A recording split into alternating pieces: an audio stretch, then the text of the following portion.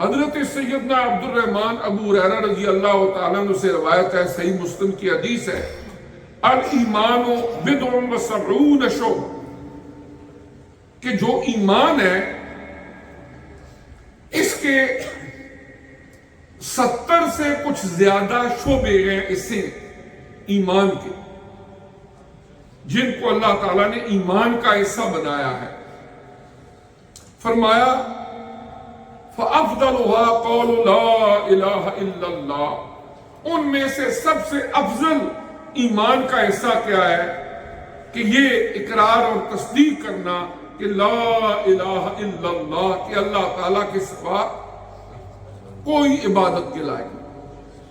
وَأَدْنَاهَا إِمَاطَةُ الْأَذَىٰ عَنِ الطَّرِيقِ، اور اس کا کم سے کم حصہ کیا ہے کہ آپ کہیں روڈ پہ جا رہے ہیں، رستے پہ جا رہے ہیں، وہاں پر کوئی ایسی چیز پڑی ہوئی ہے جو کسی دوسرے بندے کے لیے ہارمفل ہو سکتی ہے، نقصان دہ ہو سکتی ہے، کوئی کیل پڑا ہوا ہے، کوئی گاڑی آئے گی اس کے ٹائر میں لگ جائے گا، کوئی ایسی چیز آپ کی نظر پڑی ہے، وہاں کوئی بندہ جا رہا ہے، کسی کے پاؤں میں لگ کے اس کو زخمی کر سکتا ہے یا نقصان دہ ہو سکتی ہے۔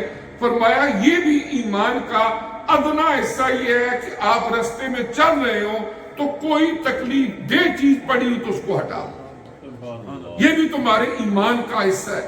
وَالْحَيَاءُ شُعْبَةٌ مِّنَ الْإِيمَانِ، اور اسی طرح فرمایا کہ شرم و حیا کی پاسداری کرنا یہ بھی ایمان کا ایک حصہ ہے۔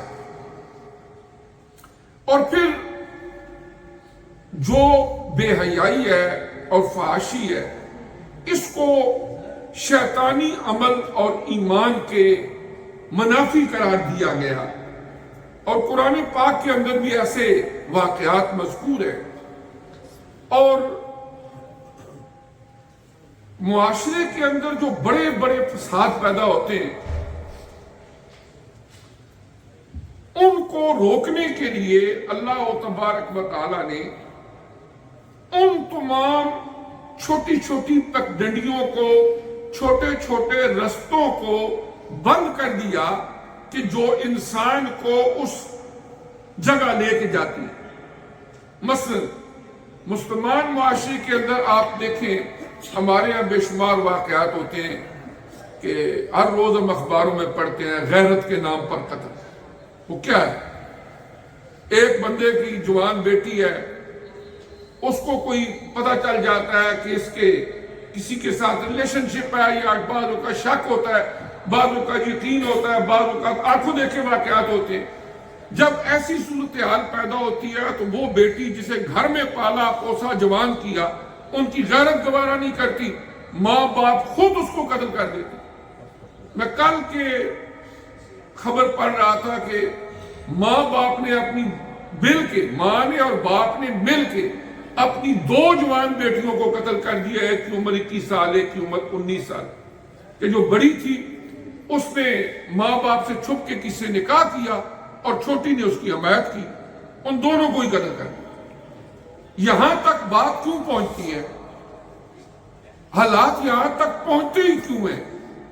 اسلام کا طریقہ کار یہ ہے کہ بجائے اس کے کہ معاشرے کے اندر فساد پیدا ہو، یہاں تک معاملات پہنچے، ان تمام رستوں کو بند کر دیا جائے جو انسانوں کو یہاں تک لے کے جاتے ہیں۔ جو لوگ خدا نہ خواستہ بحیثیت مسلمان خود اللہ بچائے لیکن خود نہ بھی شرم و حیا کے تقاضوں کا خیال رکھنے والے ہوں، خود برائیوں میں مبتلا رہنے والے ہوں، وہ بھی یہ گوارا نہیں کرتے کہ میری بیٹیاں یا میرے بچے وہ بھی بے حیا، یعنی یہ ایک فطری سی بات ہے۔ تو اس طرح یہ ہے کہ اگر ہم اپنے بچوں کو باحیا بنانا چاہتے ہیں تو اس کا پہلا طریقہ یہ ہے کہ ہم اپنے آپ کو باحیا بنائیں۔ جنہیں اللہ تعالیٰ نے اولاد کی نعمت سے نوازا ہے، یہ اللہ کی بہت بڑی نعمت ہے، لیکن یہ اللہ تعالیٰ کی طرف سے بہت بڑی آزمائش بھی ہے۔ قرآن پاک کے اندر اللہ پاک نے فرمایا یا ایھا الذین آمنوا لا تلہکم اموالکم ولا اولادکم،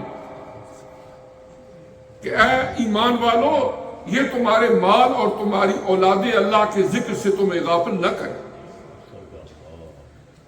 تو اس کو فتنہ کہا گیا ہے. اور عربک کے اندر جو لفظ فتنہ ہے وہ اردو سے ذرا ڈیفرنٹ ہے. اردو میں ہم کہیں نا فتنہ تو ذہن اس کی ڈائریکشن ڈفرنٹ طرف جاتی ہے، لیکن عربک کے اندر فتنہ تو ان کا مطلب ہوتا ہے آزمائش، ٹیسٹ. ایک تمہارے لیے تمہاری اولاد ایک ٹیسٹ ہے. اور پھر اللہ تعالیٰ نے اس بے حیائی کے سارے رستوں کو روکنے کے لیے جو طریقہ کار ایک اختیار کرنے کا حکم دیا وہ یہ ہے نکاح. قرآن پاک کی سورہ النور کے اندر اللہ تبارک و تعالیٰ نے ارشاد فرمایا اور جو نکاح کی استطاعت نہیں رکھتے وہ پاک دامنی اختیار کرے یہاں تک کہ اللہ تعالیٰ اپنے فضل سے انہیں غنی کر دے. کہ جن کا نکاح ابھی نہیں بھی ہوا فرمایا وہ بھی پاک دامنی اختیار کرے. اور اس طرح یہ ہے کہ ان بہت ساری برائیوں سے گناہوں سے روکنے کا طریقہ اسلام نے رکھا ہے وہ کیا ہے؟ نکاح. اسی لیے اس کو نصف ایمان کہا گیا ہے.